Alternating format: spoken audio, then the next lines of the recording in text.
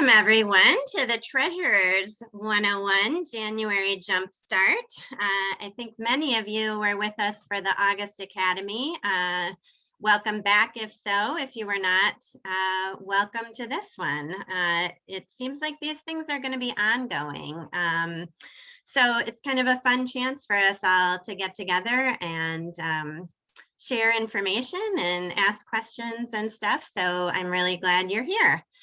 Today, I'm planning to cover the local league financial report, which is due at the end of our fiscal year every year.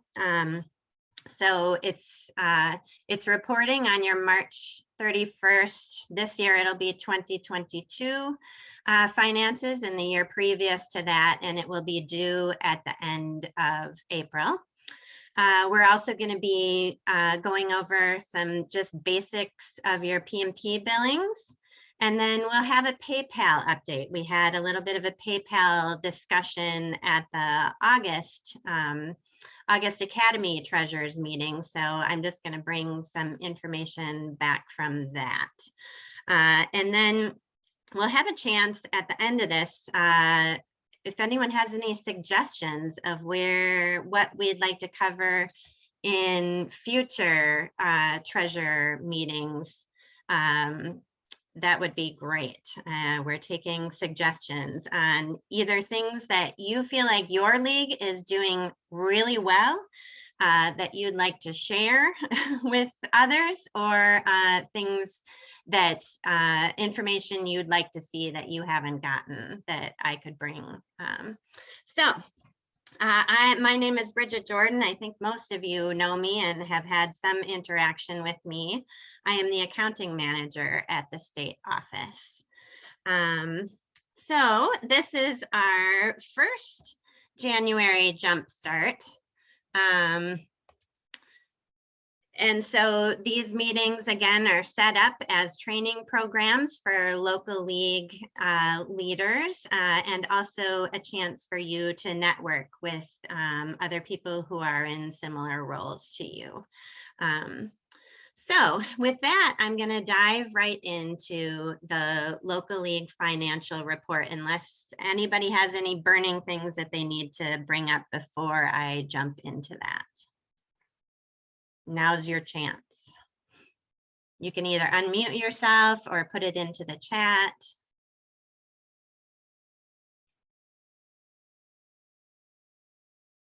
Okay, so not seeing any questions, I will dive right in. So Kristen and I kind of tweaked the local league financial report this year. The information is going to be very similar. We haven't really changed any of the information we're asking for, but we changed the format of the financial report in the hopes that it would make it a little bit easier. It will be due on 4/29/22, and it is all set up so I can really send it out anytime to you guys. If you'd like to see it sooner than later, maybe let me know that. Otherwise, I'll probably send it out in March sometime, because it's not due until the end of April. And of course, the information, you won't have the full information to start filling it out until March 31st. But if anyone would like to see it ahead of time and just get more familiar with it, I would be happy to send it out early. So just let me know.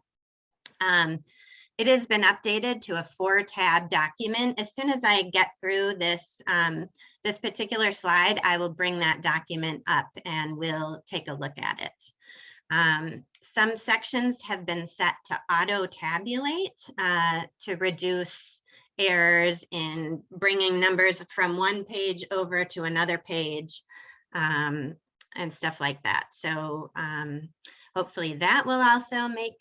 Okay, great. Carol, I see your thing that you would like to see it early. I'm just going to take a note right now. If anyone else wants to see it, let me know. Okay.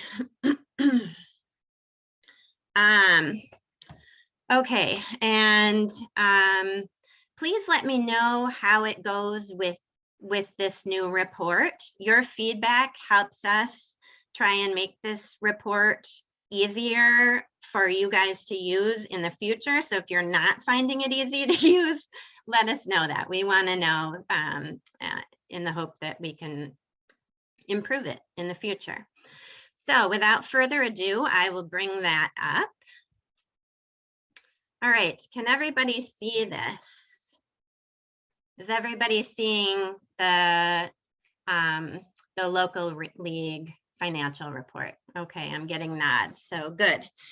Okay, so again, the information we're asking for here is not new information. If you've been through one of these reports before, this is all going to look really familiar. So here we're asking for the contact information for your league, your president, your treasurer, the person who's filling this report out if it's not the treasurer.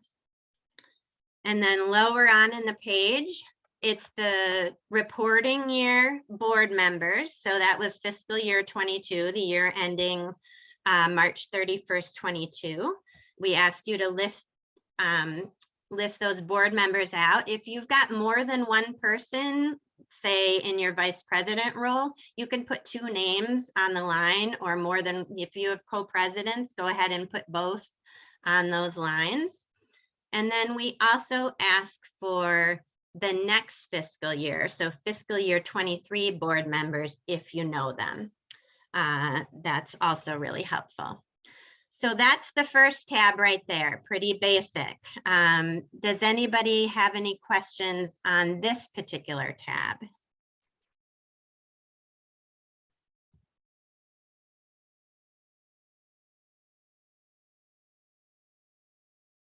Okay, great. So then I'm going to jump to the second tab of the local league finance report. Okay. This is the questionnaire, and you would have seen this information also asked for on previous reports. Does your league have any debt? Do you have a savings account or investments? And if so, please send a copy of those statements to us. It asks you for the balances of those accounts. And then for any individual donors who have contributed more than $5,000. The reason that we ask for that particular piece of information is that we have to report those donors on our 990. Because the LLCs are under our umbrella, we report for you. We include your information on our 990, and one of the things that we list on our 990 are individuals who have contributed more than $5,000. So that's why we ask for that information. That's the end of this particular page. Any questions on that page?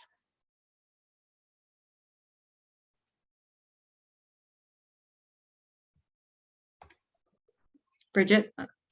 Yep. I have a question. Okay, so what happens if they have more than 2 donors? Do they just copy that down? Yeah, I would say, I mean,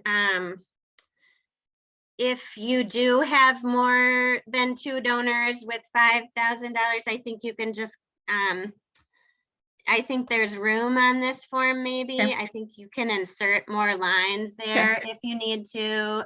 You can always send it as a separate attachment to me if you need more space. Yeah, certainly make more room, or like I said, send me another attachment or somehow get me that other information. If you can indicate on here, if they're not all listed on this form, that you're sending an attachment as well, that would be great. Jean Tracy is also asking, is the larger donor amount just for the fiscal year? That is not cumulative. That's right. It's anyone who has donated more than $5,000 within that fiscal year. Okay, any other questions on this particular page? If not, we will jump to the financials page.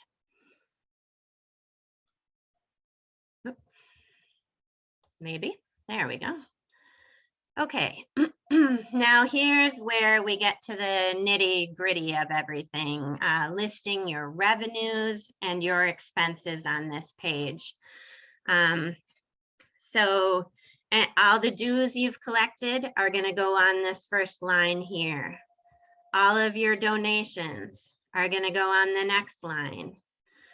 Then there's a space for other, your Martin and Brown grants, any other grants you might get, interest income, and then we've listed a place for other things. So anything that doesn't fit under those previous categories.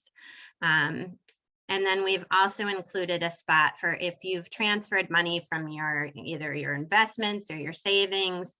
There's a spot to put that in there. I know it's technically not revenue, but it'll help account for the change in your bank balance. And then expenses, we've really tried to include most of the things that our local leagues do on here. But if you have questions on something that doesn't fit, you can always write me and ask.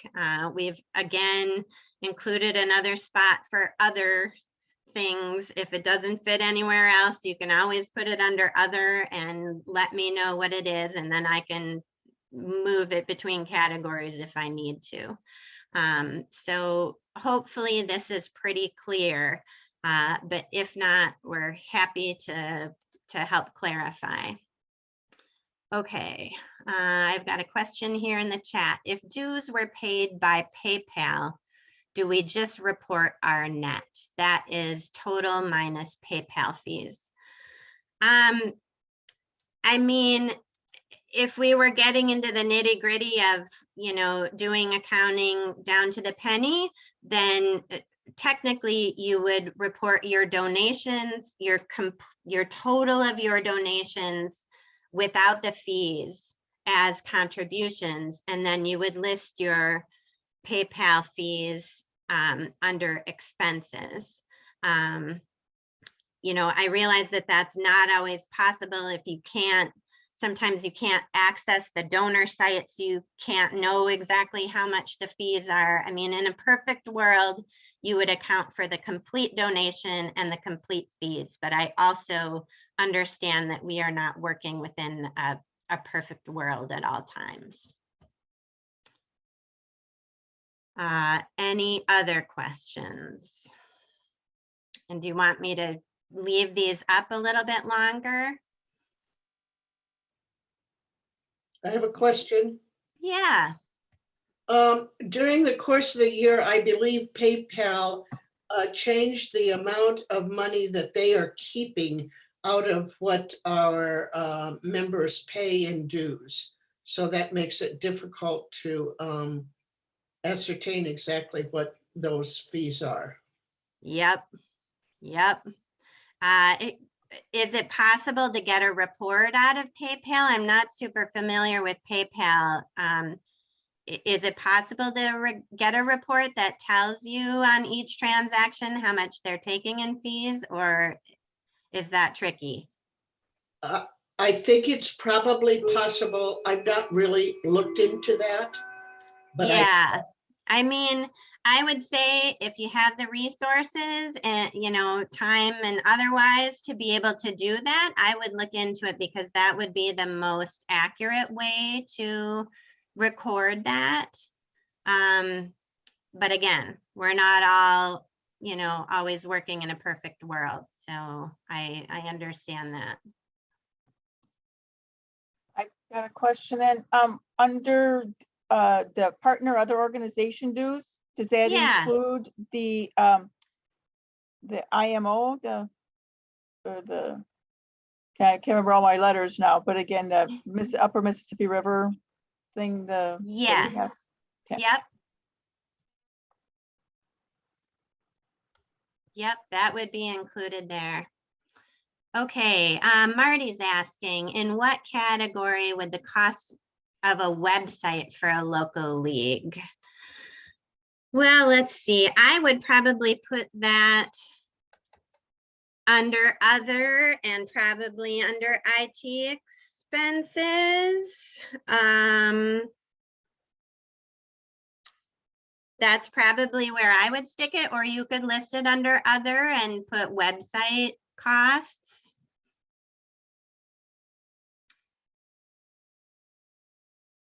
I kind of see that other category as administrative kinds of fees. And so to me, maintaining your website kind of fits under that.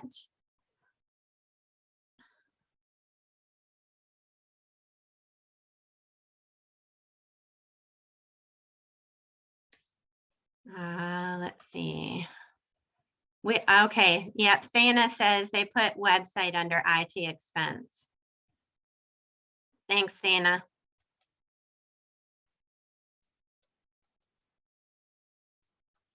Okay, anything else on this tab? Oh, yep, okay, Marty said thanks. Anyone else have any questions on this tab? If not, we'll jump to the fourth tab, the fourth and final tab. And some of this tab will autofill based on what you filled in from the previous tab. And those Kristen has grayed out, so you know that you don't have to enter those, that those will pull automatically from the previous tab.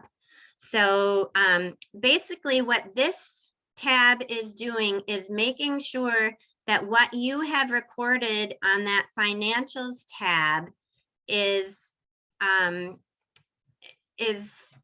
also what your bank balance is showing. So up here in this first section, you're starting with the beginning of the fiscal year. So what you reported on your financial report last year as your ending bank balance. And it gives you space if there were deposits in transit or checks that hadn't been cashed yet, you can put those up here. There was an almost identical section to this in the previous financial report. I'm getting another chat here. Let's see. Rebecca says, it looks like you are separating out what was previously lumped together under administration into separate line items. What's the rationale for that? Rebecca, I think we're trying to make it easier for you guys to fill this out. So you have to do less puzzling over, you know, where should I put all these things? We thought the more that we listed things out, the clearer it would be for you guys to try to fit things into categories. So we were hoping to clarify. If that's not what we did, let us know. If we've made it more difficult, that's not what we were going for. We were trying to make it more clear so you didn't have to be like, where should I put this random website expense? We were trying to list out any possible expenses you might have so that you could just stick it in their category and not have to think too much on it. So that was the idea. Okay, so back to this. So you've got your beginning of the fiscal year amount. You're just going to fill those in with what you entered on your last financial report. And then this is going to automatically tabulate your revenues that you've entered on the other page. It's going to subtract your expenses that you entered on the other page and come up with your checking register number here. And ideally, that's going to match once you enter from your bank account statement, your bank balance. You're going to add any deposits that haven't been made that belong in the last fiscal year but hadn't gotten deposited as of March 31st. You're going to subtract any checks out that were written in the last fiscal year for expenses in the last fiscal year but that haven't been cashed yet. And hopefully these two numbers in these light blue areas are going to match. So again, that's very similar to how it was on the last report, but hopefully more clear. That's what Kristen and I were going for. I am always happy to be a resource if anybody is having trouble with their financial reports and these numbers aren't coming out. I had that with a few people last year, and I'm always happy to take a look at your numbers and try and see what's not working and help you out if you're having any issues with this. So please use me as a resource. I think most of you know I'm only part-time, so I may not get back to you the day you write to me, but I do try and get back to you in some kind of timely fashion. Yes, Sarah Carlson, looks like you have a question. So the formulas, you've built in the formulas into this Excel file. Yes. Okay. And Kristen tried to lock anything that that is auto calculating so that you know, hopefully you can't mess it up. You can't accidentally put something into a formula spot. So hopefully that will help too, so that you know you can't overwrite any of the formulas. It should just automatically feed for you. So in years past, I've done my own Excel file for documents. So so you're saying don't submit those that I've done or that individual treasurers have done, but to do your Excel sheets. Yeah, I mean, that would be ideal for me because I have to go through so many of these. It's easiest for me if they're all in the same format so that when I'm pulling numbers, I can pull them pretty easily when I'm doing that from 30 some leagues. So if it's easy for you to transfer, you know, your numbers into this format, that would be fabulous for me. If for some reason that is not going to work for you, come talk to me, because you know we can try and figure something out. I also have a question. This is Barb. Hi, Barb. This is an Excel spreadsheet, correct? Yes. And once a person puts in a number in one of those slots, it automatically stays there, doesn't go away when I go away from the computer or whatever the case may be. Well, so this is probably going to work similar to the way it has in the past. You're going to want to download this when I send it out. You want to download this onto your computer, and then before you leave, if you've made any changes, you're going to want to save it. Save, okay. Yep.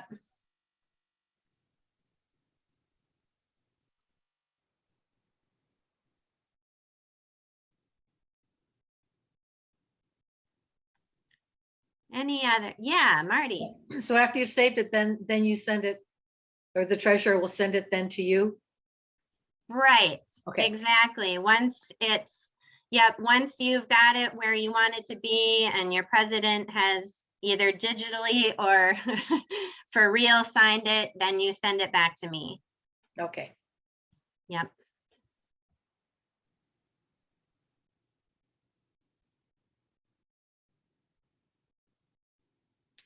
Anything else on the local league report?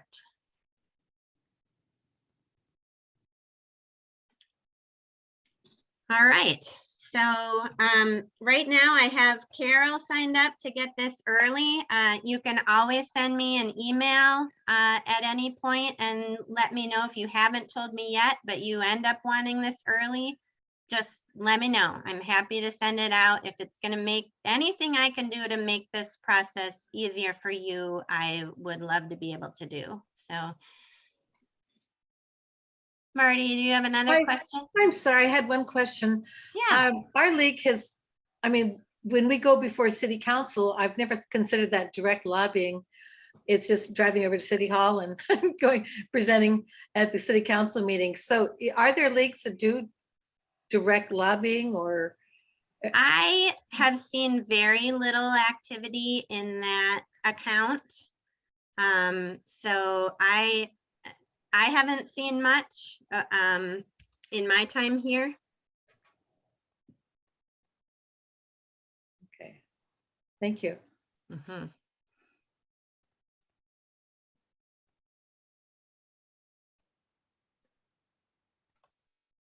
All right, Rebecca, I've got you on my list too now. Okay. All right, so we'll go back to the other, back to our slides now and move on to the PMPs. Okay, the PMPs are based on your membership as of January 31st of 2022, the PMPs for this year. And they are due on March 31st of 2022 if you want to take advantage of that 5% discount that we offer. You guys have probably been working on rosters, somebody in your league, to make sure that they're up to date by the 31st. And then Kristen and I will start pulling those numbers, and I will start creating those invoices in February. So you will see those at some point in February. We like to give you at least a month to get those in to get your discount. The costs haven't changed. $27 for a regular member, $13.50 for additional household members, $13.50 for a low income member, free for lifetime members. And then this may be a new piece of information for you. I'm not sure. I clarified with Michelle on this one. She says free for students, but only if you have a designated student membership category. So if you have low income / student category, that doesn't work. So you have to have a separate student category to get free, the free student PMP.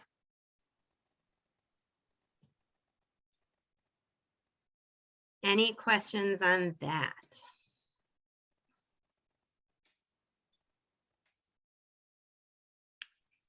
Excuse me, when you say that it has to be separate where? In the database. Okay, in the, and that's the one that LWVUS maintains, correct? Yes, that's right. Okay.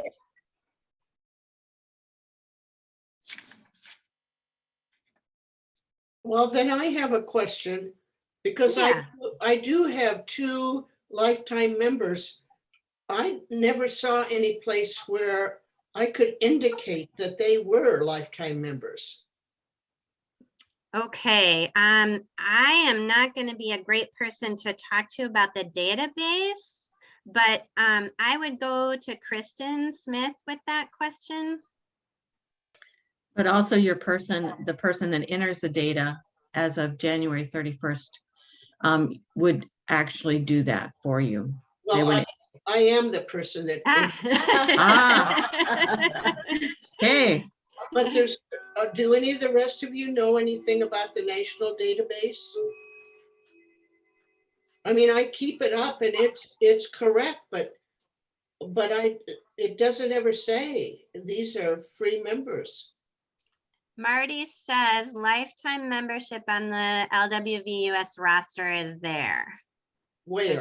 It should be an option. Is that Right. It's an option as the students is an option. I've never seen the option. Oh, excuse me. Yeah, I've never seen the option for low income on the national I'm roster. talking about free lifetime members. I see lifetime.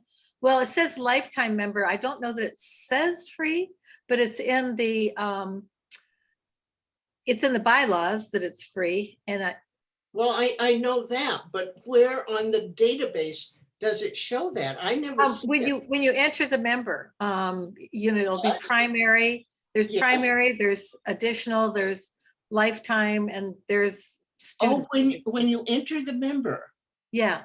And you Well- can edit, so you can edit when they become a lifetime member. Wonderful. Thank you. Yeah. That's very helpful. Thank you, Marty.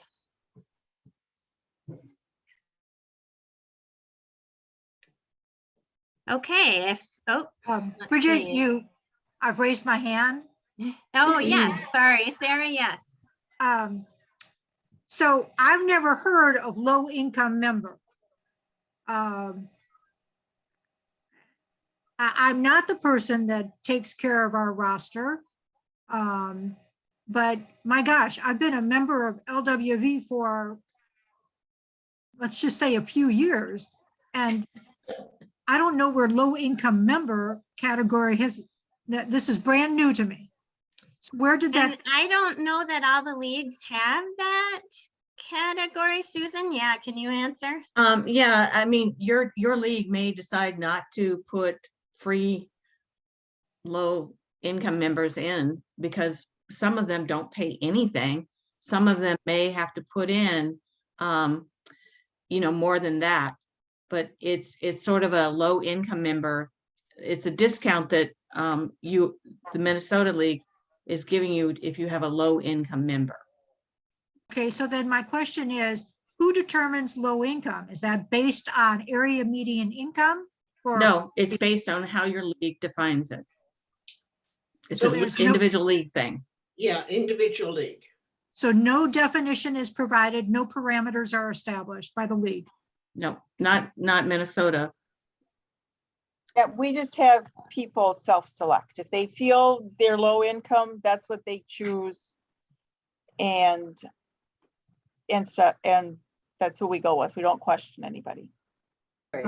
That's what we do too. Sarah, you've had a low income person when I was in your league. Okay, didn't know that. And I'll just read this helpful hint from Rebecca. She says, go to active members list and click on person's name, then click on primary member status and drop down shows life. You can edit. So that's in the chat if anyone needs. Please say that again. Yeah, sorry. Should I read it more slowly? No, it's in the chat. It's in the chat. I got it. Thank you. Okay. Yep. Okay, any other questions? Okay. There is a low income discount for PMP at the national level. Great, thank you. Any other PMP questions or comments or helpful tips? Oh, sorry, Rebecca, is there a low income discount for PMP at national level? Does anyone know that answer? I don't see it. I don't think so. No.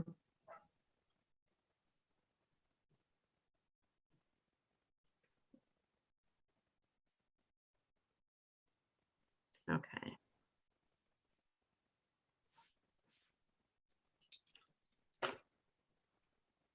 All right.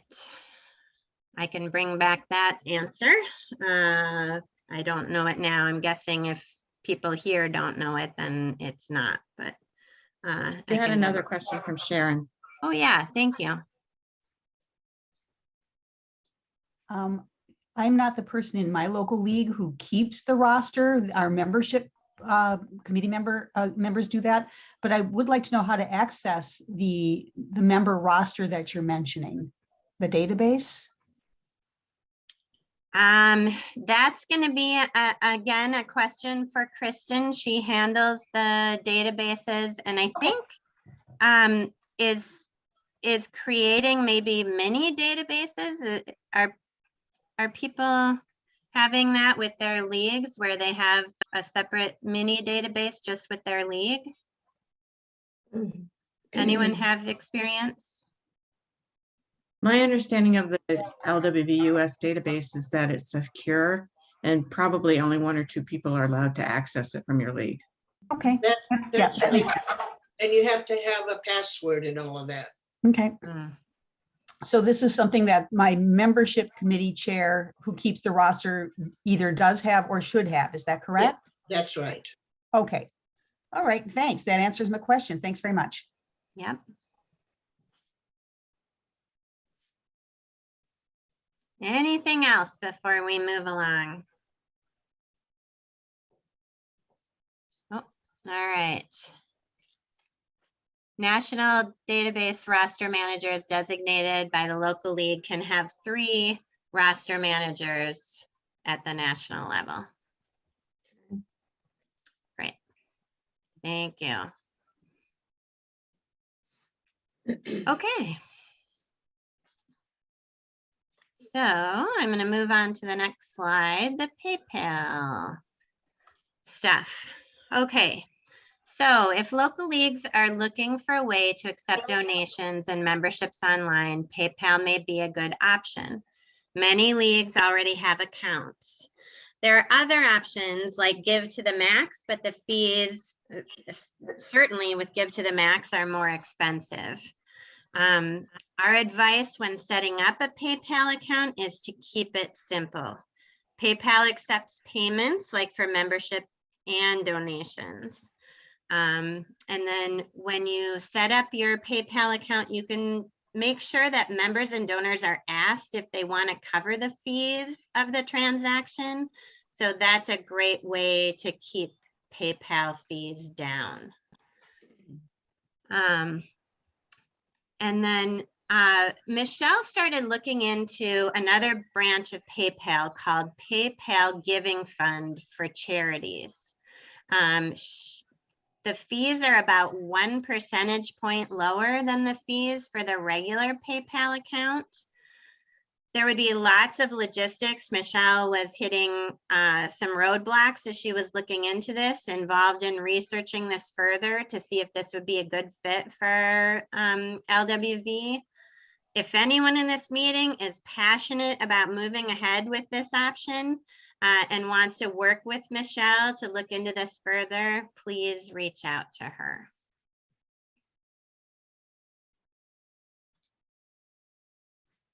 Bridget, it seemed like, I mean, I just set mine up. It's been close to a year now, so I don't totally remember, but I thought there was something on there where there was a page where they asked if we were a nonprofit, and if we provided some information, then that helped, I think, reduce fees and stuff. But I know there was something that they asked about it on there.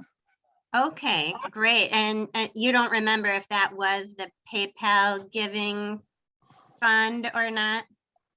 I mean, it wasn't anything different. I mean, I just went through PayPal and it was one of the questions that they asked. Okay, gotcha. Diane, you have your hand up? Yes, I do. I have been getting a message from PayPal that they want our, what I would assume is the employer ID, that is your ID.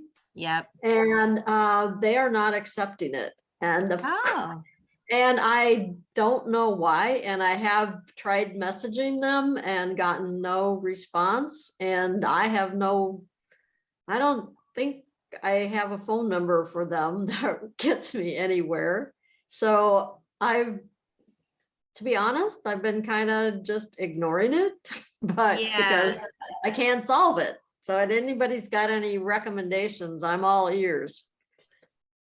has anyone else had trouble? Because you're using the same EIN as others. Right. So has that Right. caused any problems for anybody else?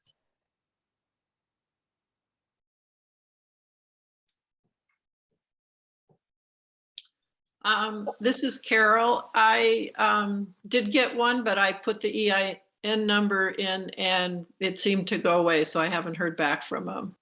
Okay, well, that's good. Well, maybe I'll try it again. Maybe Bridget, I need to reach out to you and make sure I've got the right number. Oh, good idea. Yep. Can't hurt to double check that, huh? Yeah. Okay. Marty says her league doesn't yet have a PayPal account.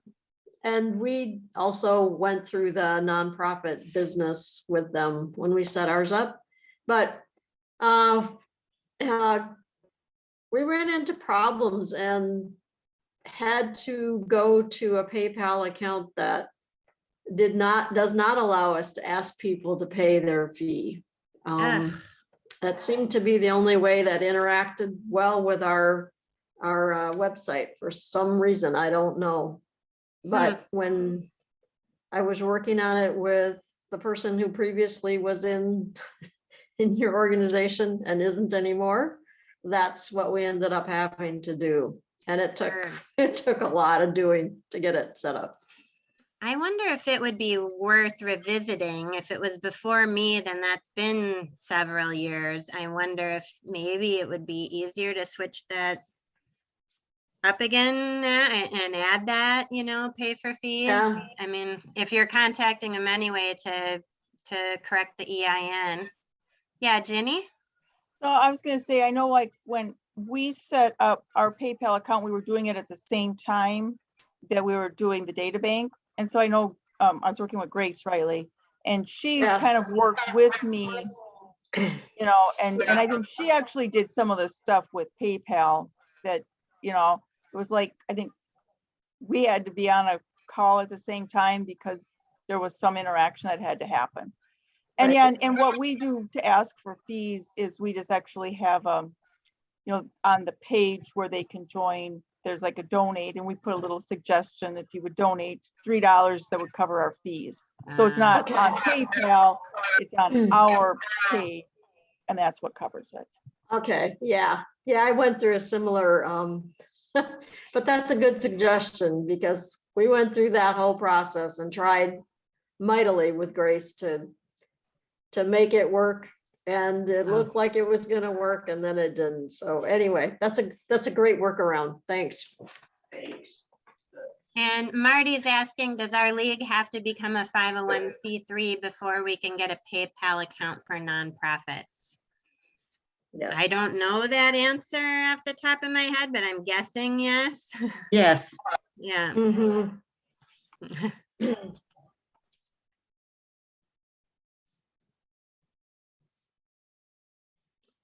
Any other PayPal questions?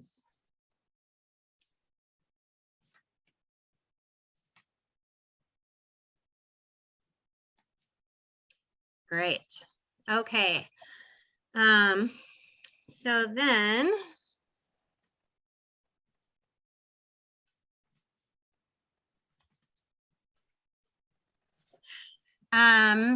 my next question is, does anyone have any suggestions?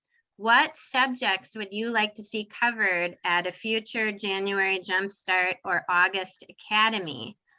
And again, like these are for working together to solve problems.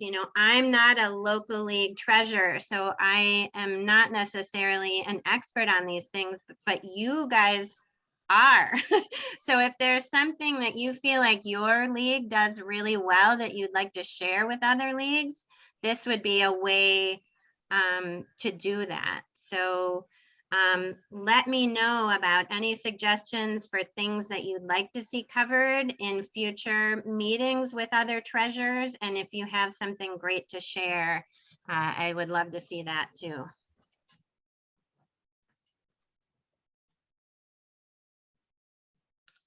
So I'm just going to open it up for suggestions. Any questions about any of this presentation, anything else? I do have one suggestion. This is Barb. Yes. During the course of the year, I keep an Excel spreadsheet that has all of my expenses and all of the money that comes in, so that when that big financial report comes due in March, I just have to transfer the numbers. So I sort of do it all year long. It works well for me. It might not for other people. Great.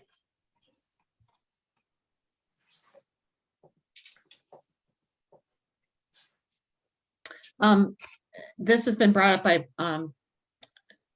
Jean Tracy, but it's also, the donor advised funds. We had to have you send checks to us because when it's a donor advised fund, it goes to you. And is there anything that we can do to tell the investment firm or whatever that they've made a donor advised fund? Is there anything that we can do to prevent this circular communication from us to you to back to us? Yeah, I don't know, and it's tricky because every donor advised fund is different, and so, you know, there's not really one catch-all answer. I feel like you guys generally do such a good job of letting us know that that's coming, and so we can watch for it and try and get that out to you as fast as we can. Other than that, I don't really have an answer because we're working with, you know, different I'm just funds wondering and- if the person, when they make the donation, if they can, because you usually have a memo part of the donation fund, and Yep. maybe they can put it in there. I don't know. Yep. Yep. But I don't and know if that comes back to you. Occasionally we see that, not always. Yeah.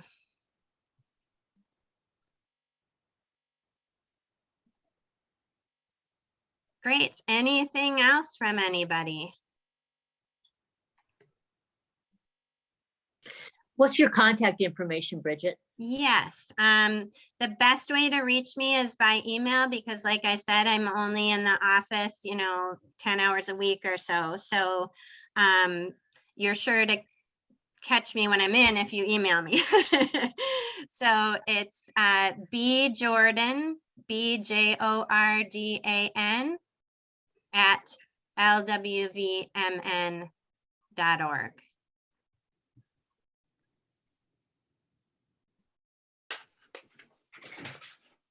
And like I said, I would love to do whatever I can to make your jobs easier. I know you guys are handling a ton of stuff. So if there's something that I can do to make the reports easier, you know, anything like that, please let me know. I'd like to do it if I can. So I hope you have a good experience with this new form. Please let me know either way. Yeah, Marty. Yeah, I have a question. Our league has a fairly, it's like a 2-page Excel sheet that we present at annual meeting, and it's very detailed. And a lot of the categories are zeros, and our old treasurer didn't want to change them. And I'm looking at this new thing with your tabs 2 and 3, and it looks so simple. I thought, should our league just go to something using those same categories? And I mean, are other leagues doing that just to simplify their own treasurer's reports at the annual meetings? You're shaking your head, Susan. I mean, the leagues probably like more detail than what you have to present to Bridget to get her report done. Okay. But so, I mean, we've never decided we're going to do that. And I think we're going to decide that. Sorry, Jean. So I guess Yeah. just to add on to that, so what we've started to do, again, like Susan, like you said, you know, we've got different categories, so we have a different report, but we have also, you know, brought, after I fill out the report, we bring it to our annual meeting and actually have everybody approve it before our president will sign it, and then I submit it. And that's one of the things that we've decided we want to do.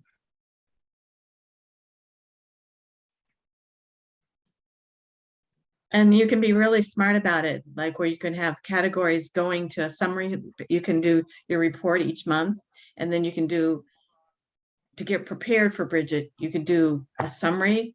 So each month that expenses flows in there. Do you understand what I'm saying? Yeah. It can be like a page, 2-page thing. Or 3-page. But you can summarize as they come in each month, and you've got probably 12 months of data.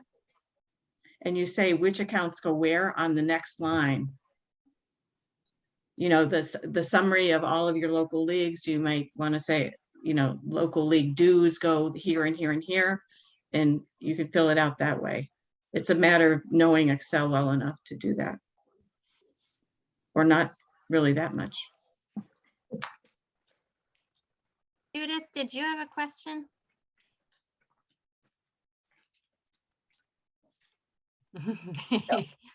Okay, no, I was just going to add that our league is also more interested in detail. We don't have that many expenditures, so they want to know if we bought posters or, you know, rented a room or whatever.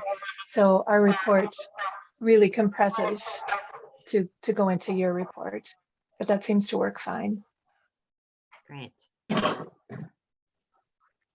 Rebecca, I see your suggestion for a treasurer Zoom for new treasurers. That's a great suggestion. I've got it written down. Thank you. Anything else? So I have a question. Yeah. I know we haven't really received, well, yeah, I'm not sure. I don't think I've ever received anything from a donor advised fund. But I know a couple people have just been asking about that. So I don't know that I would actually be aware it was coming. So if it just comes to your office, then you can figure out that it really should come to us. Is that correct? Only if it says on there, you know, somewhere your league name, or if somebody has let us know that it's coming and it's probably this amount and it's coming from this fund. And this person, then we can identify it. If it arrives at our office and it doesn't have your name on it and we don't know it's coming, it just gets deposited to us. Okay, I'll make sure somehow we get that Yeah, information yeah. out. Yep. You may have, you know, it's, this is going to be a problem for as the donor advised fund becomes more important in people's lives. So Yep. Yeah, Judith. Just a weird comment. Did any or all of the rest of you have a rebilling from National for your PMP? The state Okay. office did. Okay, it was just sort of weird. We didn't get our check back or anything like that. And I thought, well, this must be on the level. And I did send a new check.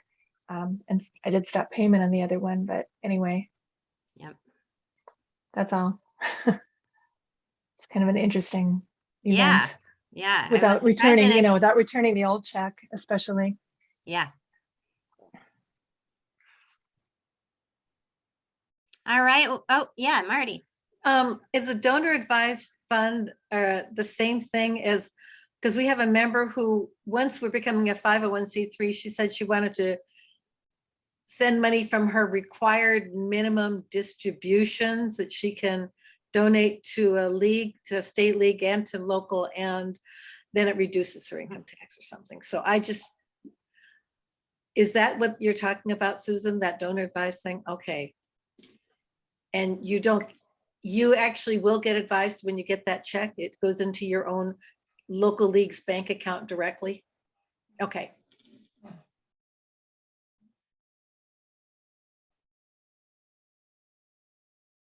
All right. I don't get a check, Jean does, but the treasurer does. Okay, yeah.